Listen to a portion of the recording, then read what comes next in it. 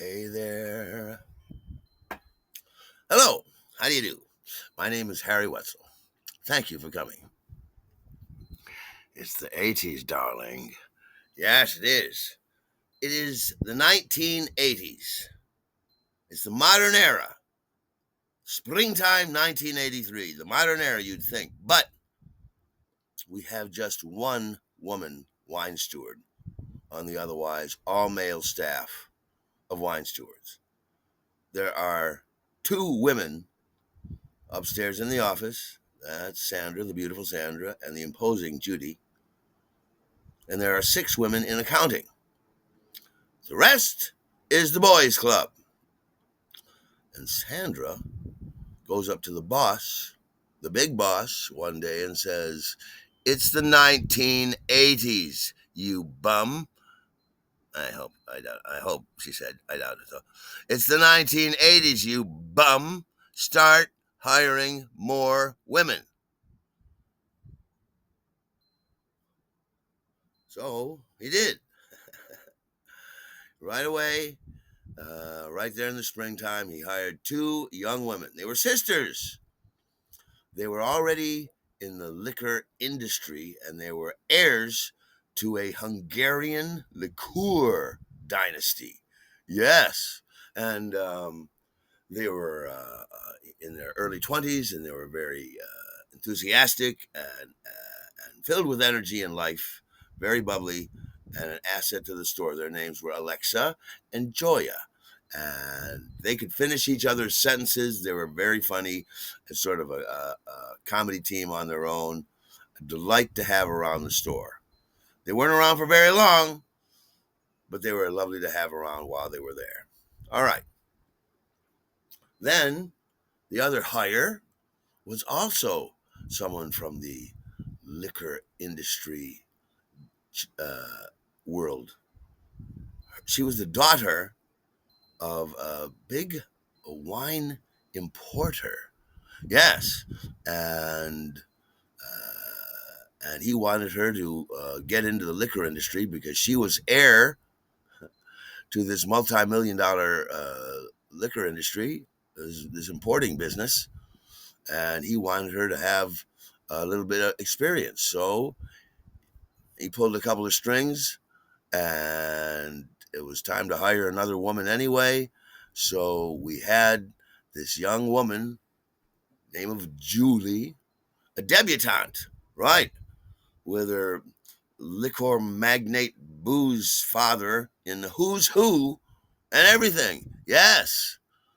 And she seemed to have little or no interest working at the Sherry Lehman Wines and Spirits chain gang. Yes. She was just along for the ride. I liked her. She was tough. You looked at her at first, and she seemed to be a delicate willow branch. But if you talked to her for even 1 minute, you found out that she could kick your ass if she wanted to. Yeah. Very funny, very sharp, very attractive, and of course, it was so alluring. I immediately started crushing on her. Oh yes, that's it. Kathy was long gone, and I was, a lonely Joe Schmo from Kokomo walking around all the time. I've got my rubber heart. I take it out of my chest and fling it anywhere it might stick. Or I just put it on the meat hook on my arm and carry it around like that. So anyhow, I'm working with the beautiful Julie. I would say, "Julie, Julie, Julie," and I would sing that song to her. And I think she thought it was kind of dorky, but I also think she kind of liked it. I know. She did this thing where she would stick her chin out and sort of do this thing with her eyebrow that made her look tough, but she only did it when she liked something. Yeah, it was a sort of a weird facial expression, but I found it dreadfully attractive. Well, anyhow, we're working at the booze store together, and you become pretty close, as I said, with your coworkers, because, as I've said, it's hell out there, And it's a constant flow, right? It's not as bad as it was during the holiday crunch, but it's a constant flow of customers. And you're rushing around, you're behind the counter, you're dodging out into the floor, you've got your pad and your paper, you're doing everything you can at every minute, slip in the chute, slip in the chute, and you're trying to get in your, and you're jockeying your position, trying to get your bottles, trying to serve your customers. It's exhausting. And then you sort of meet eyes with your coworkers, you know what I mean? And give a nod like, you okay? I'm okay. Me too. And it helps each other out. It's fantastic. Every now and then I'd be hustling around, you're exhausted, and there would Julie be, and she'd do that thing with her eyebrow and her chin. And I would have a little palpitation because my, but she was cute. Well, thank heavens for Saturday Wine Tasting Saturday. Yes, we had wine tasting Saturday every Saturday, as I said, and they would have 4 masked bottles of wine, 2 white wines and 2 red wines in bottles in paper bags. And we had to go out and fill out a form, taste and guess which we were drinking, and turn in the papers at the end like we were in 7th grade. How delightful. But what was really delightful is Sandra was in charge of the wine stewards, and she would make the schedule for the Saturday wine tasting Saturday. Yes, and she would schedule 2 at a time for 15 minutes at a time, all day. Right. So she scheduled for Julie and me to be together for one of our wine tastings. Yes, this is fantastic. This is like getting paid to go on a date, a mini date. It's like speed dating before speed dating was even invented. You got 15 minutes to spend with each other, and you got to drink 4 bottles of wine. Okay, you don't got to drink 4 whole bottles, but you do have to sip, taste, try, sample 4 different wines. Yes, and I'd been in the industry for a while, and Julie had been around booze her whole life, of course, with her dad being a liquor importer. Right. So we both went up there, and we got to the bottom of the stairs, and she said, she was in a brash mood that day. She said, "After you, sir." And she whapped me on the back. And I'm thunking. I'm like, ooh. We go upstairs, and you got your 4 bottles, and you got these little plastic wine cups. So you pour a little bit, and then it's like we're toasting each other, and we have this lovely little, encounter. We're talking about the wines, and it goes by all too fast. The whole time we're drinking these wines, I'm looking at her lovely face, and I'm thinking, when am I going to ask her out to dinner? How do I do it? What am I going to say? Right. And that 15 minutes is going by fast. It is. And we're drinking the second and the third wine. You start with the lighter wines. Yes. You look at the nose, the bouquet, the fragrance, and then you look at the legs. You look at the way the wine slides down the side of the glass. And then you sip it. Oh, and we're doing all that professional wine tasting stuff together. And it was really delightful. So, we finished the wine tasting, and I just turned to her at the last minute in panic and in desperation. I say, "Would you like to go out to dinner sometime?" And she said, "Yes." I said, "Really? Good. When?" She said, "How about tomorrow, our day off?" I said, "Brilliant." And it was as easy as that. All right. So now it's the next day. It's our Sunday. It's our Sunday off. And we say we're going to meet downtown. And we do. We meet at St. Mark's Place on the corner there at around 8 o'clock. Maybe it was 7 o'clock. Anyhow, we met. And so we walked up to McSorley's pub. Right. This over 100-year-old, it was built in the 1860s. Yes, this bar that's been there forever. So we walk in there, and it's old, and they got dark draft and light draft, and that's it. So we say, well, we'll use professional wine tasting techniques and start with the lighter one first. Yes. So we have our glass of ale, and we look at we experience the bouquet and the nose and the legs, and we drink it. We do the same thing with the dark. It was delightful, but they're a pretty small glass. Oh, the funny thing about McSorley's, it's been there since the 1860s, okay? And women weren't even allowed until 1970. Get this. Right. But inside, under the all along the bar is a trough. A trough. You heard what I said, a trough. So that you could stand at the bar and evacuate without going back to the restroom. The restroom was right here in the main room. You peed in the trough right while you were drinking. Women aren't allowed. Did women even want to go into a filthy, smelly, horrifying place like that? I can't even imagine it. Yeah, we're gonna get drunk in the bathroom. I know. So anyhow, we left McSorley's. That trough is still there, by the way. It's not a pee trough anymore. It's just a curio, a rather odious curio of a bygone age. Yes. Anyhow,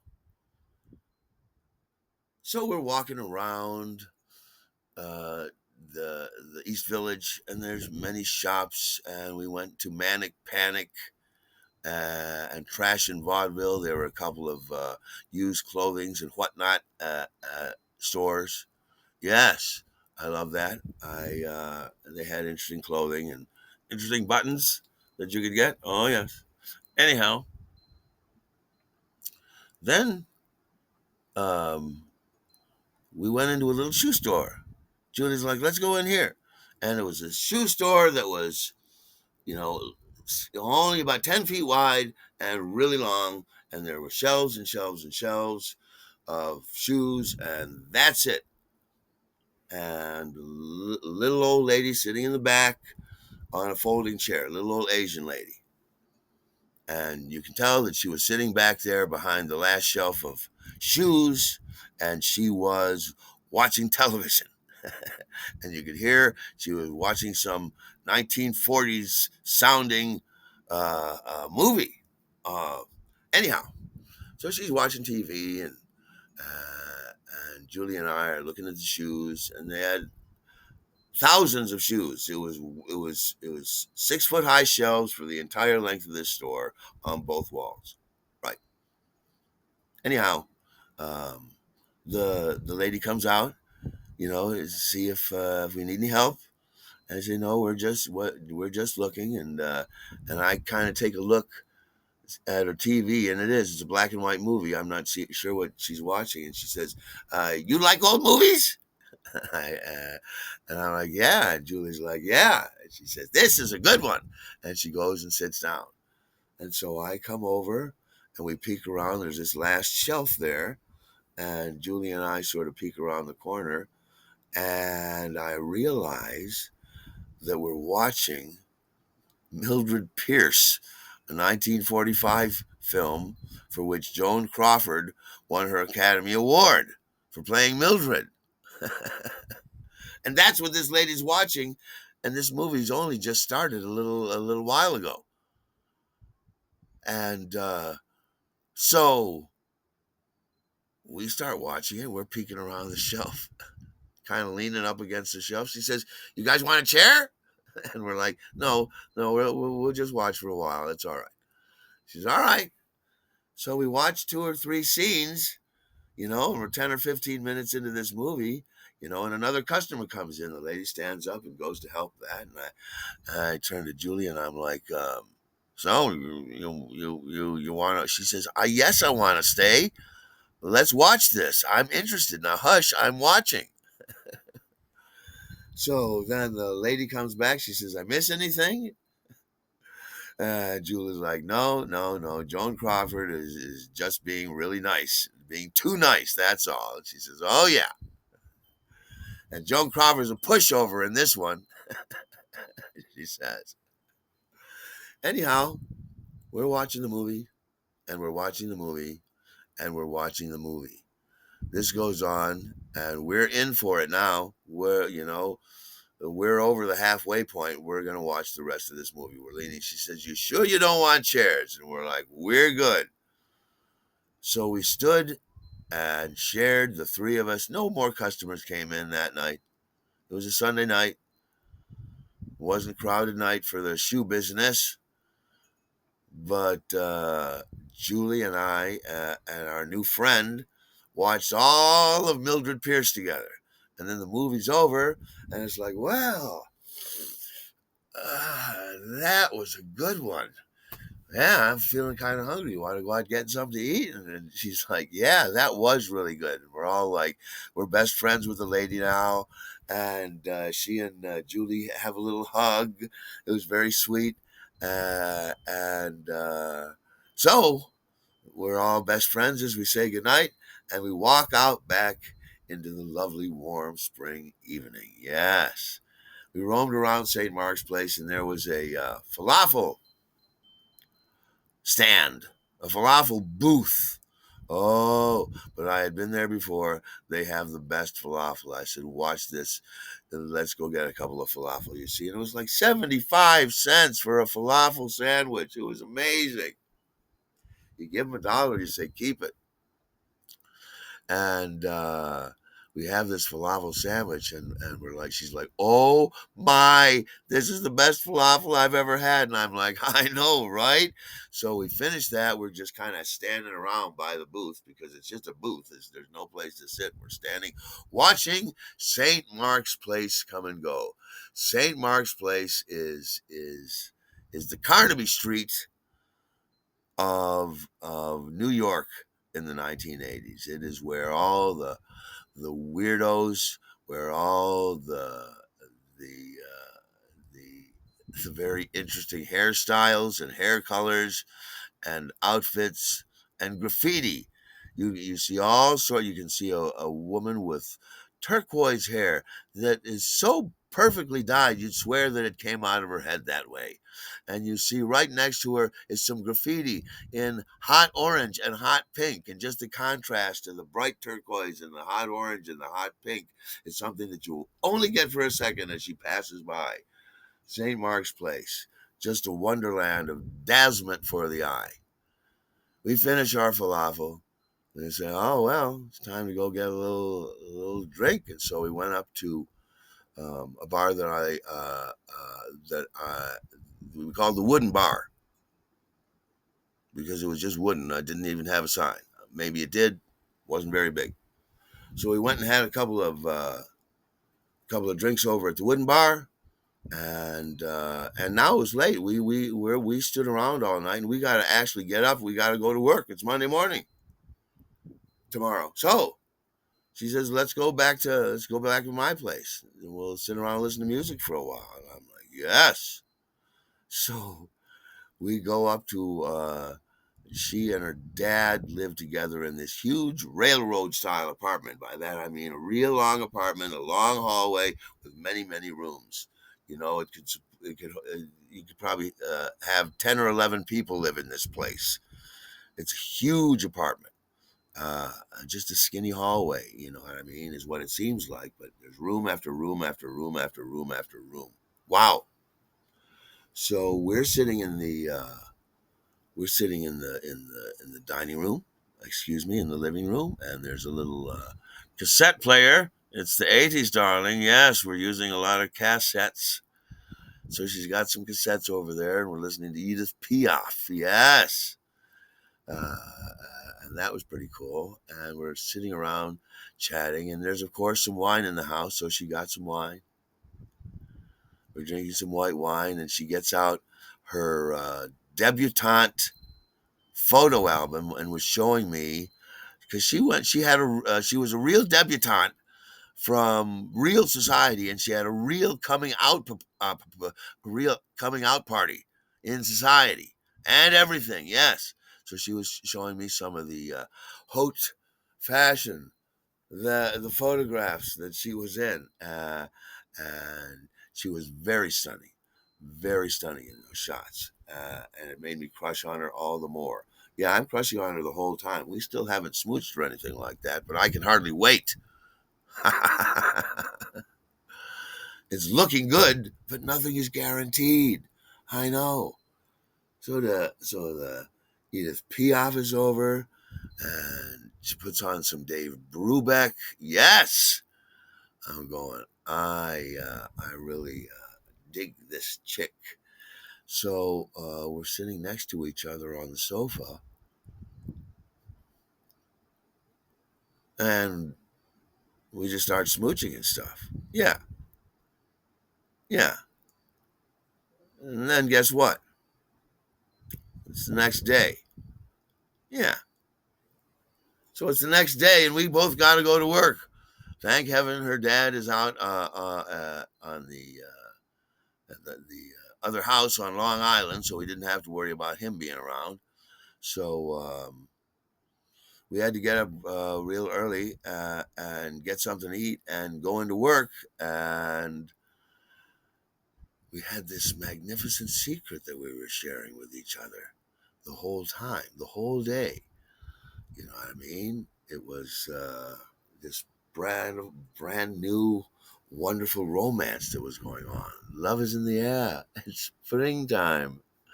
Yes, it's May 1983, and it seems like I've got myself a New York girlfriend. It does. We work together. We're gonna see each other, and it's clandestine because we're at the workplace, and there's not a policy that you can't date, coworkers or anything weird like that. But still, you want to keep it under wraps. It's still very exciting, especially at the very beginning. The energy is huge. All she has to do is give me the eyebrow, and I'm like, well, so we were going to go out to a dinner party the next night. Yes, or not the next night, the next week. Yes, it was later on. Anyhow, I'm going to tell you about that next time. Yes. So, what I want you to do in the meantime is tell everyone you know about this podcast. We want to build an empire together, and I need your help. Share it out to all your friends. Tell everyone you know. Please do that. We're growing, and we can do it together. I know, isn't it exciting? All right. I look forward to talking to you as ever.